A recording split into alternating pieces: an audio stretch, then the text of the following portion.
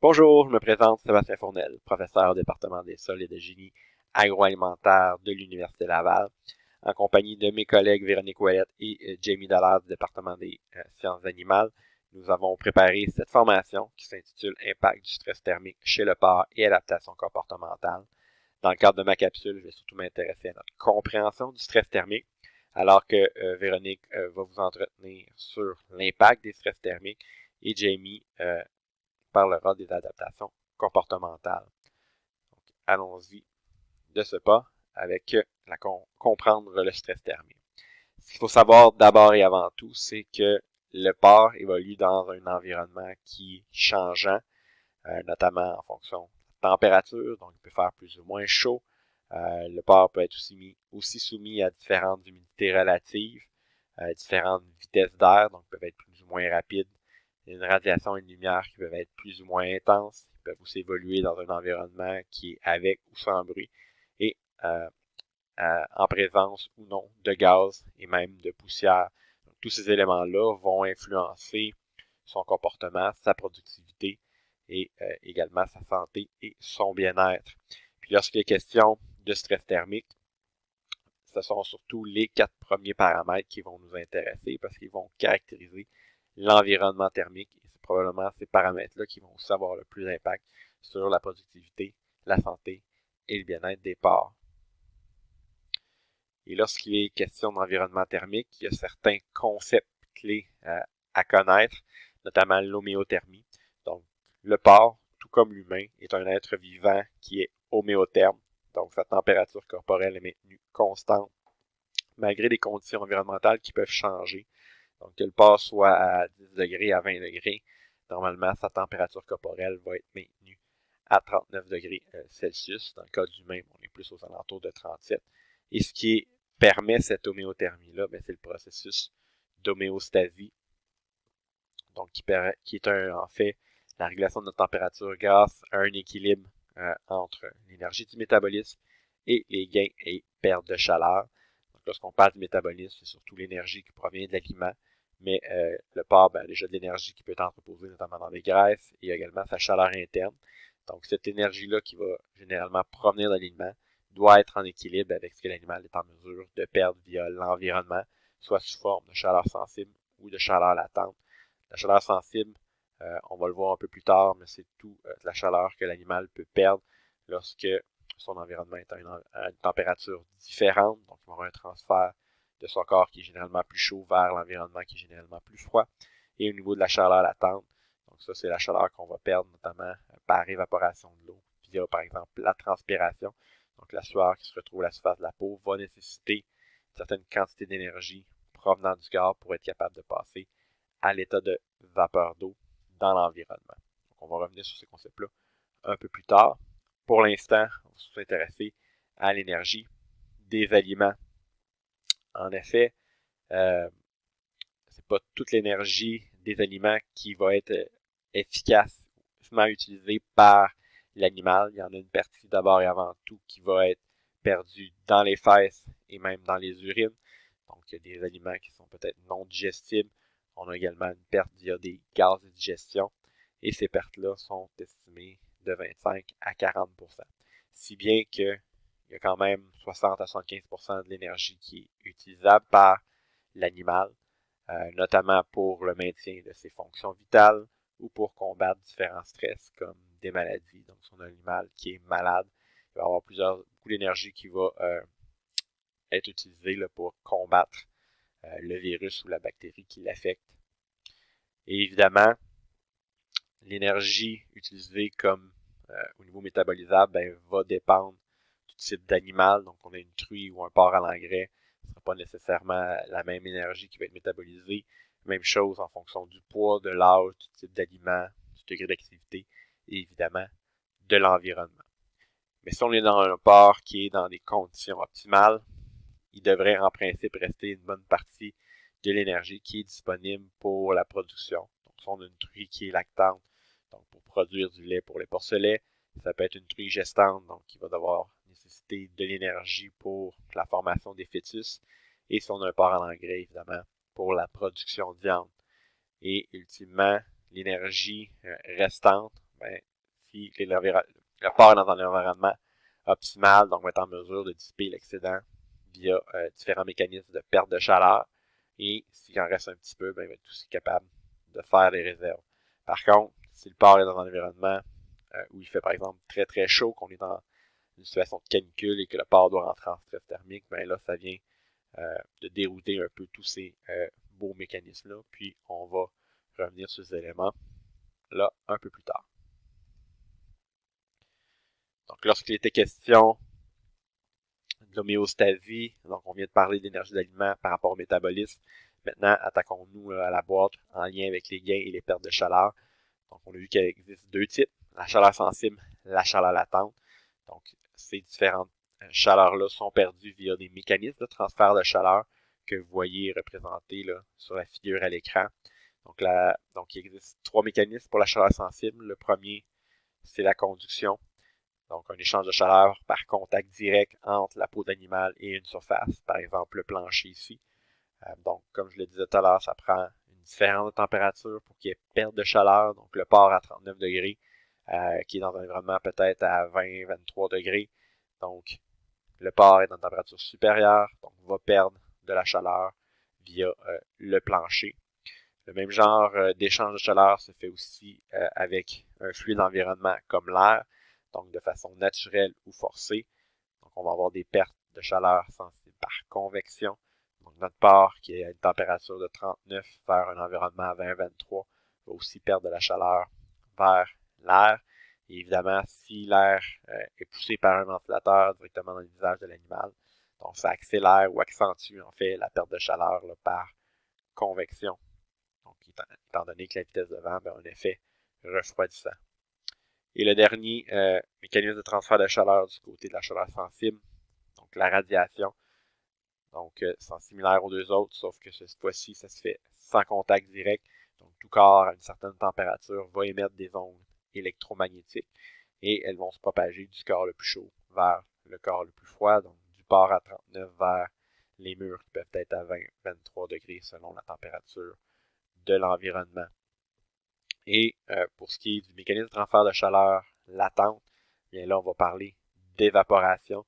Donc, je l'ai un peu dit tout à l'heure au niveau de la transpiration. Par contre, le porc a la particularité d'avoir des glandes sudoripores qui sont non actives, donc on ne peut pas nécessairement utiliser efficacement ce principe-là.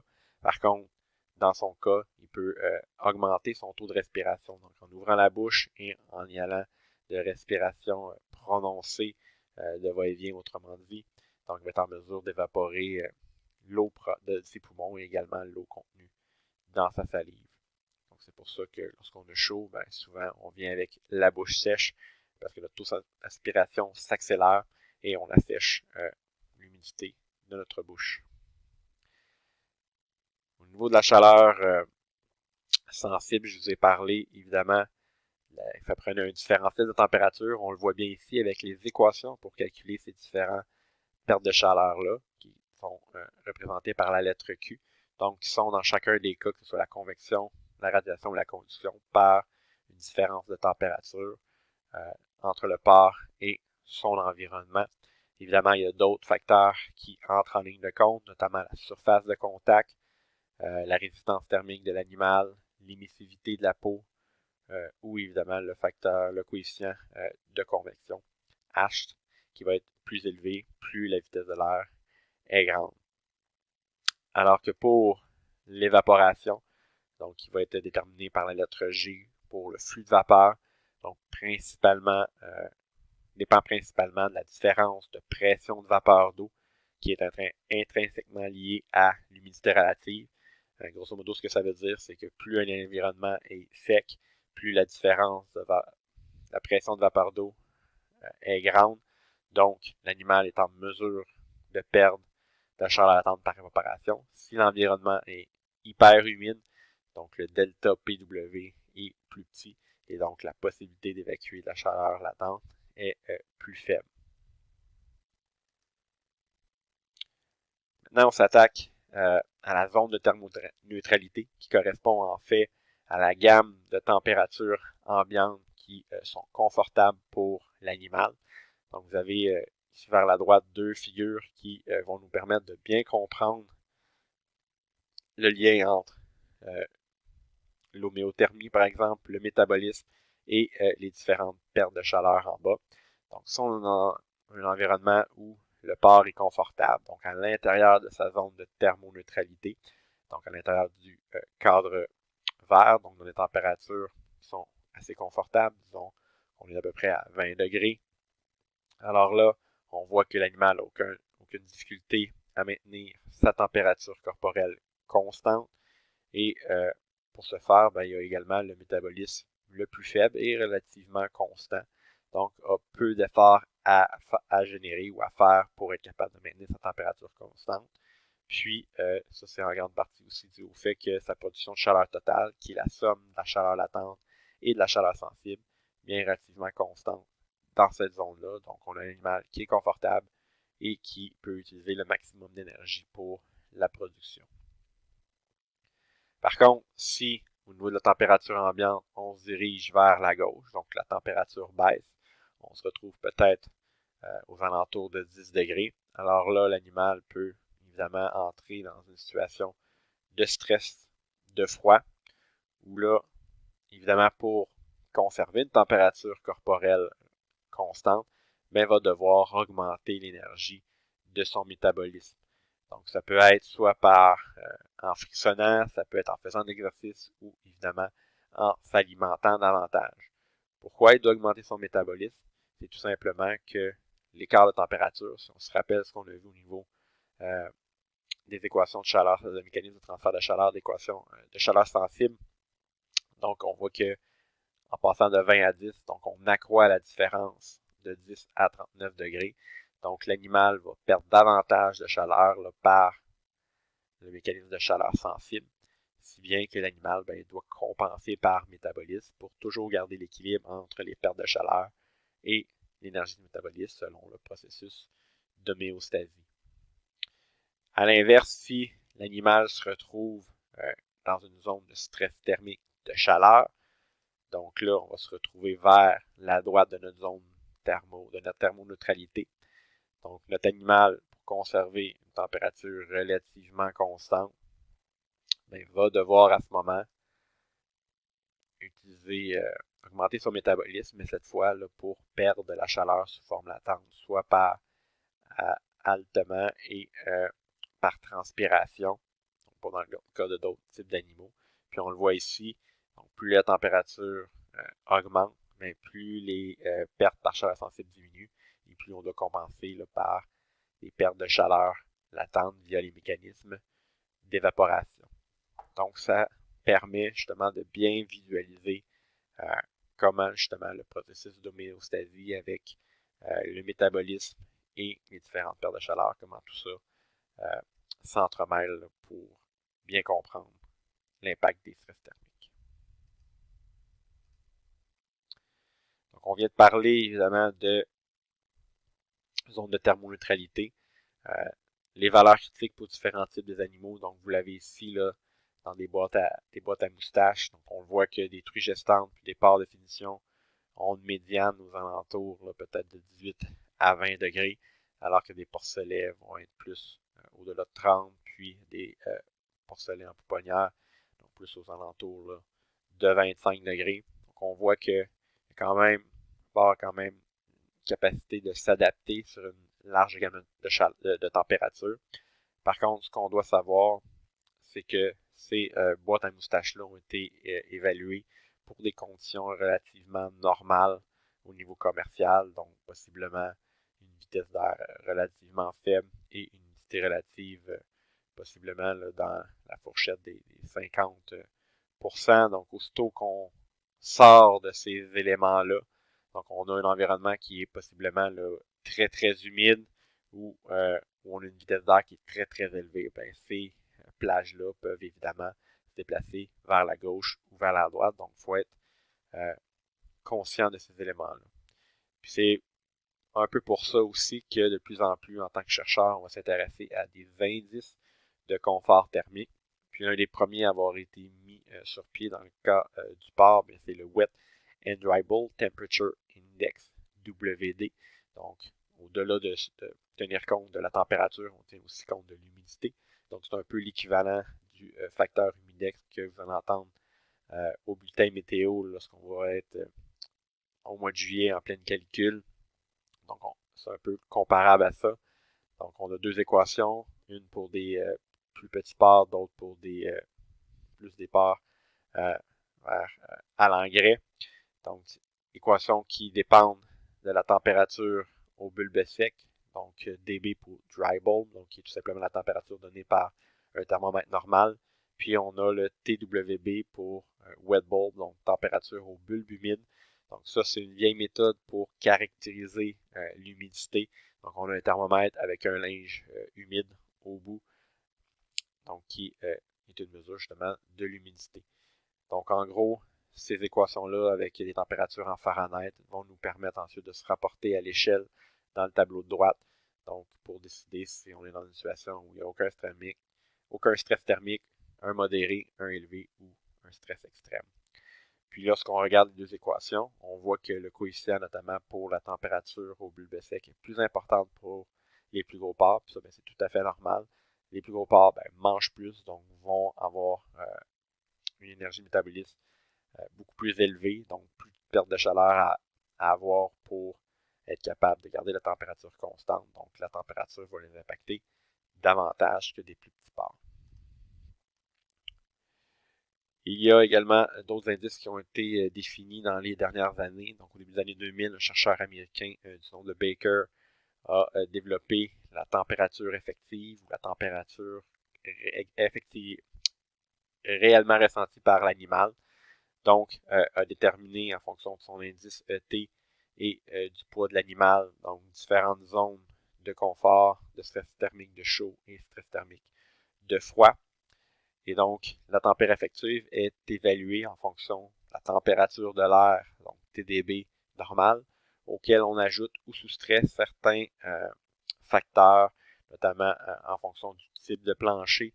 Donc, on voit ici, par exemple, qu'un plancher de béton va obtenir des valeurs de moins 9 ou moins 18 sur la température normale. Donc, un peu évidemment, un plancher de béton mouillé va permettre davantage de perte de chaleur. Donc, on va avoir une valeur beaucoup plus élevée. Au niveau de la vitesse d'air, donc plus la vitesse d'air est élevée, plus on a un refroidissement par convection. Donc, plus la valeur va être élevée dans le négatif. Au niveau d'isolation, donc un bâtiment qui est faiblement isolé, donc va avoir beaucoup de perte de chaleur. Donc, l'impact sur l'animal va être plus grand. Évidemment, pour des porcelets, on peut avoir des sources radiantes. Puis, il existe également des systèmes de refroidissement, donc par exemple les brumisateurs ou les asperceurs. Donc, encore une fois, on a certaines valeurs qui sont associées à ça. Plus récemment, on a également l'indice House Swine Heat Stress Index, communément appelé le HS2I, qui a été développé par Brett Ramirez de l'Université de l'Iowa. Donc, on voit, lui, sur cette graphique, donc on voit notre indice HS2I sur une échelle de 0 à 10, qui est défini en fonction de la température sur l'axe des X. Et également en fonction du type de ligne, donc on a l'humidité relative, RH, et la couleur de ligne va pour la vitesse d'air, donc de 0,5 jusqu'à 3 mètres par seconde. Et donc, Ramirez définit la HS2I comme étant en situation confortable sous une limite de 3. De 3 à 6, on est plus en stress modéré et au-delà de 7, on est plus en stress élevé. Autre indicateur, la température effective, cette fois par un Danois du nom de Bjerg. Donc lui, tout simplement une équation définie à partir de la température au bulbe sec, l'humidité relative à HR et la vitesse de l'air petit v. Donc avec ces trois valeurs-là, on est en mesure de déterminer justement la température réellement ressentie par l'animal. Donc ces indicateurs-là nous servent de plus en plus à évaluer justement la température effective de l'animal. Donc, pour mettre tout ça en perspective, j'ai préparé un exercice à faire ensemble. Donc, vous voyez ici certaines figures que vous avez vues plus tôt. Donc, si on est dans une situation confortable pour un porc, donc température corporelle de 39, à 20 degrés, 50% d'humidité relative, donc on ne devrait pas nécessairement avoir de problème pour celui-ci. Donc, on le voit selon l'énergie métabolisable. Donc, il y en a pas qui peuvent être dépensés pour les stress thermiques. Donc, il risque d'en avoir une bonne partie pour la production. Et dans ces conditions-là, l'animal est bien en mesure d'évacuer l'excédent de chaleur là, via les différents mécanismes de transfert. Donc, si on évalue la température réellement ressentie par ce porc de 200 livres en fonction de l'indice de Baker, en considérant par exemple que l'animal est sur des lattes de béton sèches, donc on se rappelle qu'on avait un moins 9 degrés Fahrenheit, une vitesse de 30 pieds minutes, moins 7, une bonne isolation, moins 1. Donc, si on se rappelle comment l'évaluer, on est à 68 degrés Fahrenheit, moins 17 degrés Fahrenheit, on tombe à 51. Et donc, pour un porc d'à peu près 200, on se retrouve à 51. Et donc, selon le graphique de Baker, on se retrouve tout simplement dans la zone confortable. Donc, tout ça est tout à fait valide. Ce qu'on voit à droite est tout à fait valide. Maintenant, plaçons ce même porc dans un environnement où la situation tombe en situation de stress thermique. Donc là, ça change un peu les choses pour lui. Donc, on est à 30 degrés Celsius, 80% d'humidité relative. Donc, on a augmenté de 10 degrés, on a augmenté de 30% d'unité de pourcentage d'humidité relative. Donc, possible que l'animal commence à ressentir un certain stress thermique, même que sa température corporelle est en train de monter. Donc, à ce moment-là, sa possibilité d'évacuer de la chaleur, soit sensible, soit latente, est de beaucoup diminuée. Donc, on voit ici qu'elle est beaucoup plus pâle.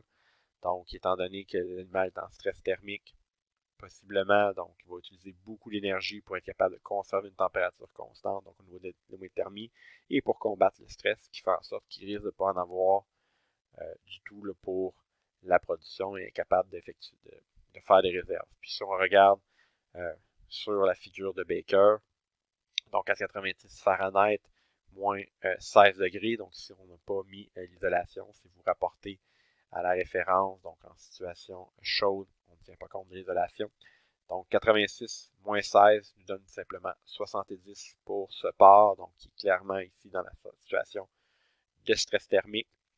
Donc éventuellement, si on voulait en arriver à le ramener dans sa zone de thermoneutralité, là, il faut utiliser un système de ventilation ou de refroidissement efficace.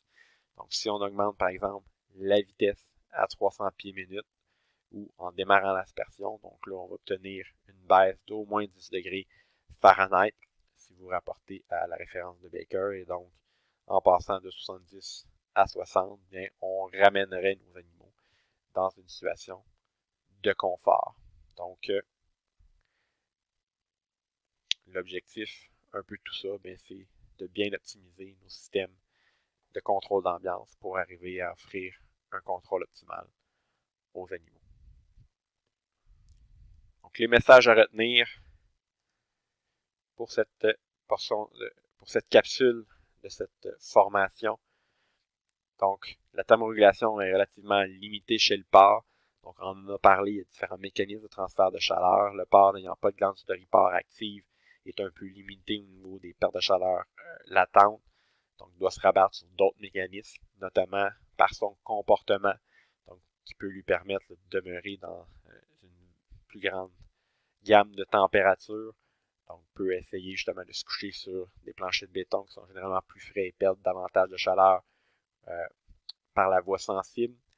Par contre, toute adaptation, qu'elle soit d'ordre physiologique et même alimentaire, on l'a vu tout à l'heure, si on entre dans un stress de froid, l'animal va, par exemple, consommer davantage, mais il va être aussi beaucoup moins efficace. Donc, ces adaptations-là peuvent devenir éventuellement nuisibles pour les performances de l'animal et, ultimement, et plus globalement au niveau de l'industrie. Et donc, comme on l'a vu dans la dernière diapositive, il est primordial de maintenir l'animal dans sa zone de thermoneutralité afin qu'il puisse bien performer et utiliser l'énergie pour la production et non pour combattre différents stress. Donc, je vous remercie de votre écoute et je vous invite évidemment à visionner les 2 prochaines capsules sur la même thématique du stress thermique. J'en profite pour présenter les différentes références si vous avez envie de les consulter et d'en apprendre davantage, notamment sur les indicateurs de confort thermique.